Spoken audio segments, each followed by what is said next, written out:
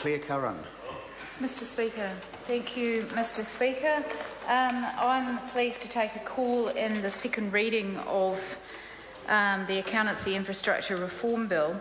There was, this is an example of the Commerce Select Committee doing pretty good work, pretty solid work, and doing its job on what might seem to the listening public to be a fairly stolid subject, but which is actually quite important and shows that there is an important synergy across the Tasman between New Zealand and Australia around how the business of commerce and the regulatory environment is actually being worked out and established. And this is very important, and we are in support of it. We had some very good discussions in the Select Committee, good advice from the officials, and it was, I think, is what we've come out with is quite a professional piece of legislation to put before this House, which shows the ability of that Select Committee to get on and do the job within a wider stable of work that's being worked on over the last few years.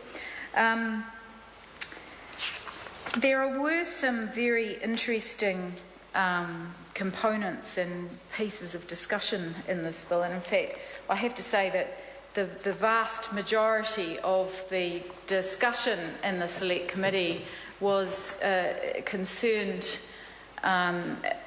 an exception to this particular bill, or an exception to the accounting body, the Trans-Tasman Converged Accounting Body, which was being established as part of this bill.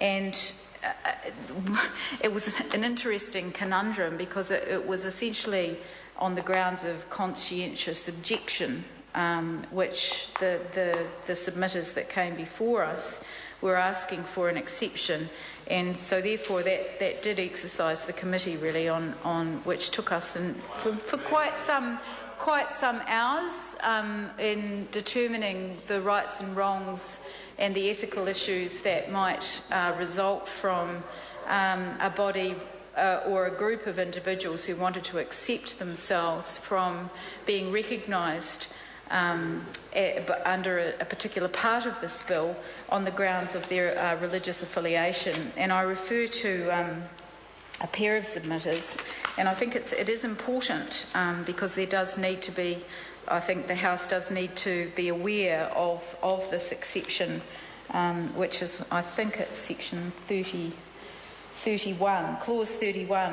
where there's a new section 36JA, which requires, which I think that's the part of the bill which does allow for an exception.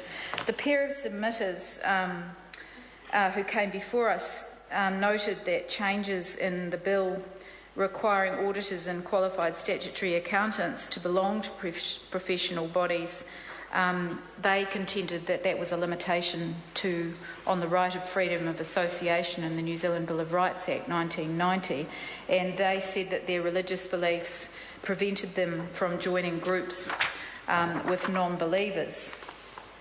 In particular, the extension of the requirement to those assuring large and medium charities, which meant that submitters could no longer perform this work, and they recommended that the FMA be empowered to directly approve auditors so that they would be accountable under a wider regime rather than accountable to a body to which they would have to belong.